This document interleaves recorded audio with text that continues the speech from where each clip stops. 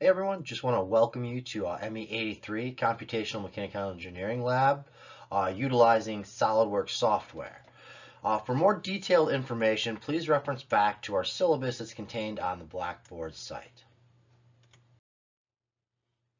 So one thing I want to cover with this course is this is a 1 credit hour fully online course, and with that there are going to be no lectures.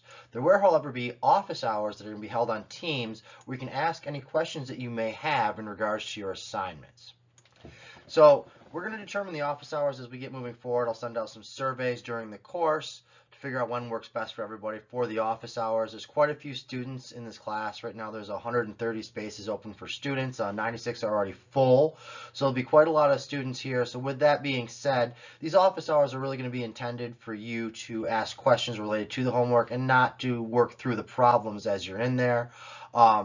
Please take the time to work through these assignments on your own time and read through all the materials, again, as it is an online course.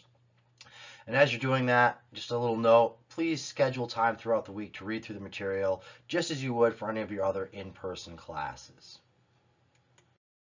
As far as your assignments go for this course, there's going to be 6 different lab assignments you're going to work on throughout the semester. Each of these different assignments are going to be submitted through Blackboard, and they're going to have a due date. And on Blackboard, there's also going to be a rubric assigned for each one of these that you can take a look at to see what is expected for your submission of these lab assignments. There's also going to be a group project that we'll touch on a little bit more later and continue the details on that throughout the semester. For the textbook for this course, there's no required textbook for this course. There are going to be tutorials I'm going to provide for SolidWorks that you guys can utilize. They'll be posted up on Blackboard. There are also going to be some supplemental materials that I'll post on Blackboard as well. And please reference back to your ME12, ME14, and your ME42 textbooks as you're going through all of these different lab assignments and tutorials throughout the semester. For this course, as well as any other online course, there's going to be a unique set of challenges that are presented to us. Now, I understand that online classes and this whole remote learning is a little bit of a new area for many of us. It's going to come with its own set of unique challenges. We're all going to need to adapt to this new style of teaching and learning as we go through this. So one of the biggest challenges I feel for these online courses is time management. So this is going to be crucially important with any college class, but especially with these online and asynchronous courses. Now, there are a lot of benefits to these asynchronous courses. It's going to allow you to work at your own pace, whatever time of day seems to work best for you, and goes in with your schedule. But at the same time, you're also going to need to find a way to stay on top of things and keep on track. So make sure that you set aside ample time to go through the provided resources in the module and complete the assignments. So there is required software for this course. The software that we're going to utilize is SolidWorks, and this is going to be necessary for you to complete all of your 6 lab assignments and your final project. If you feel comfortable going in person into the Vody building, there is a lab in there that runs the SolidWorks program, so you can go in there to complete your assignments.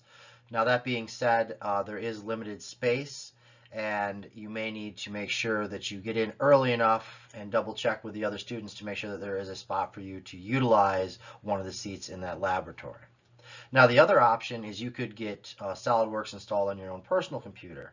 One way in which to do this is to utilize Virtual Vody, which is a tool for running SolidWorks on your personal computer off campus remotely. So for more information on how to get this running there using Virtual Vody, we can go to this link right here and it'll step you through the process. Now, with all this, there are going to be technological issues. So if your internet's going a little bit slow, a lot of students are on, you may experience some issues. So again, make sure to set aside ample time in order to complete your assignments and double check this first. So with that being said, this is an intensive program. So it will take a lot of processing power to run it. So take your time, make sure you can run it on your own computer. And again, if not, and you feel comfortable, there are computers in Vody with the SolidWorks already installed. You can go into those labs and use those. Just make sure to leave yourself enough time to complete your assignments. So with that, make sure that there's going to be the formatting check that you need to do, which again will be referenced in some of the documents I provide. Takes time to upload it and submit it through Blackboard. So there are some issues again with bandwidth and your internet speed that may limit this. So again, don't wait to the very last minute to submit your assignments. Make sure you give yourself enough time to get this all completed. So now I want to touch briefly on an overview for this final project. We'll get into more details with the material that I'll hand out later in the semester, but I wanted to get you guys thinking about this right from the beginning of the semester. So as I mentioned earlier, you'll be breaking into groups of 5 or 6 students with this, and you'll be working collaboratively to turn in one final report for each group. So the purpose of this final project is for you to perform a computational FEA analysis on a structure, structural component, or mechanical part of your choosing that is of interest to you.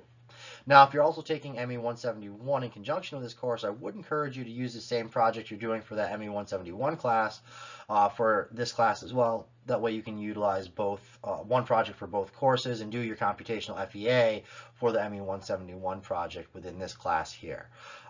Results from this study are then to be compared with analytical calculations performed using the methods that you've learned in your solid mechanics or your ME 14 CE 100 classes.